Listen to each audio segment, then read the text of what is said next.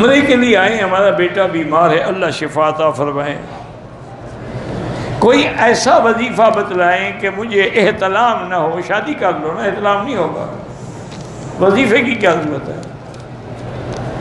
جب شادی نہیں کرو گے تو وظیفہ کیا کرے گا؟ شادی کر لو، انشاءاللہ احتلام نہیں ہوگا۔ علامہ انور کشمیری دیوبندی کون تھے؟ خود تو لکھا ہے تم نے، علامہ انور کشمیری بھی دیوبندی بھی، پھر کون تھے کا کیا مطلب؟ کشمیری تھے، دیوبندی تھے، شیخ الحدیث تھے، حافظ الحدیث تھے۔ فیض الباری شرح بخاری ان کی بڑی معروف کتاب ہے۔ میرے والد کے استاذ تو نہیں تھے، لیکن میرے والد کو جو اللہ نے عزت دی ہے ان کی دعا سے۔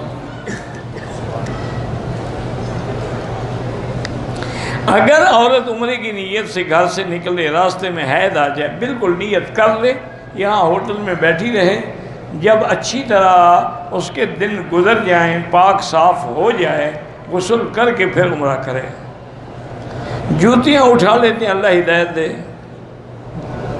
جس کی جوتی چوری ہو جائے وہ لوگوں کی چوری نہ کرے، ورنہ تو دونوں چور ہو گئے، فائدہ کیا ہوا؟ کم سے کم ایک کو چور رہنے دو نا، دو تو نہ بنو۔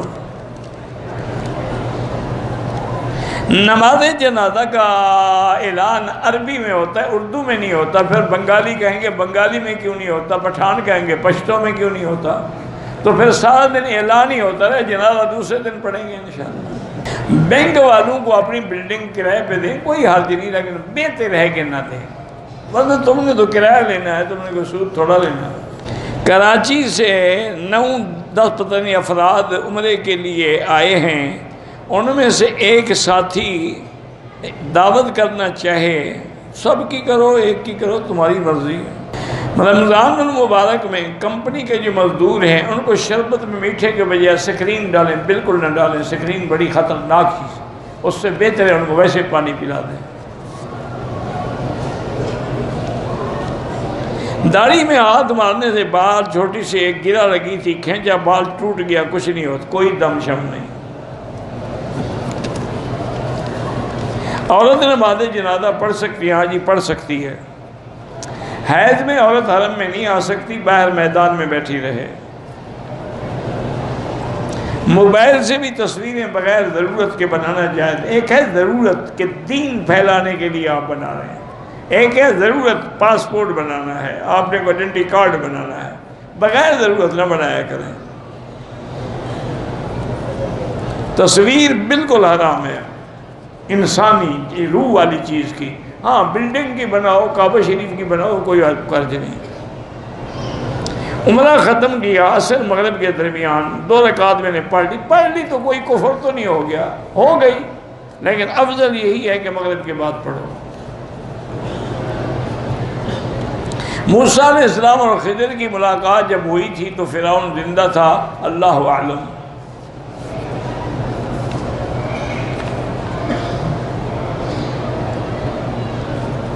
اگر کسی محرم کو عادت ہے اور دان سے بال کاٹتا رہتا ہے، کوشش کرے نہ کاٹے، ورنہ کوئی دم شم نہیں۔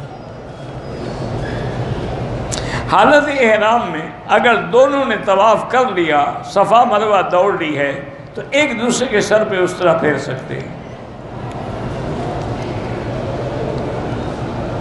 میرے پاس بیگ میں خوشبو رکھی تھی، بیگ سے کوئی چیز نکالی، میرے ہاتھ پہ لگ گئی، میں نے ہاتھ دھو لیا، کوئی دم شم نہیں۔